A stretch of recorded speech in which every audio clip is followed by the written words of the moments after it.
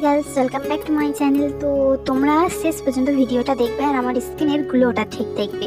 আমি এটা অনেক দিন করিনি, তো ভাবলাম আজ করি। তার মানে একটা বাড়িতে অনুষ্ঠান আছে, তো সেখানে যেতে হবে। তো তার জন্য আমি নিয়ে নিয়েছি নিম পাতা, থানকুনি পাতা আর তুলসী, আর হচ্ছে কি এক টুকরো হলুদ। সেটাকে ভালোভাবে পেস্ট করেছি, করে আমার মুখে লাগিয়েছি। লাগিয়ে ব্যাস সেটা বেশিক্ষণ রাখবো না। তোমরা যেটাতে বাটবে ভালোভাবে ফ্রেশ করে ধুয়ে নেবে, কারণ কিছু থাকলে মুখ জ্বালা করতে পারে। তো ভালোভাবে ওটা লাগিয়ে ব্যাস 3 থেকে 5 মিনিট রেখে ওটাকে ধুয়ে দিলাম।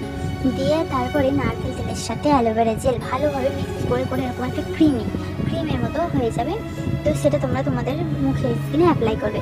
আর তোমরা এই অ্যালোভেরা জেল আর নারকেল তেলটা মিক্স করে প্রত্যেকেই লাগাতে পারো, এতে কোনো সমস্যা নেই। কিন্তু হলুদ বাটা, নিম বাটা, এগুলো যাদের সেন্সিটিভ স্কিন, খুব সেন্সিটিভ, এগুলো বাদ দিতে পারো। বাট অ্যালোভেরা জেল আর নারকেল তেলটা তোমরা অবশ্যই লাগাতে পারো।